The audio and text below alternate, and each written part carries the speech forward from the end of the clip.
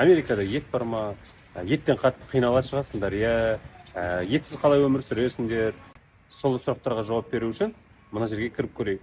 Бұл ресторан Дефот деген магазин. Ресторандарға тамақ сататын магазин ғой, негізі. Міне жалпы халал еттер бөлек тұрады. Басқа еттерге қосылмайды. Қарасаңыз міне халал бифтейт. Мынау халал фарштар. 1 паунды $2.96. Ет мұнда сүйексіз сатылады. Орысша айтқанда тек қана $4. 4.32-ден болып тұр. Кейде $3 еттері болады. Бейбіт мырзам қой таңдап жатыр бізге. Бағана бері мына қой халал ма, халал емес пе деп тексеріп жатқанбыз. Міне халал деген несі бар екен.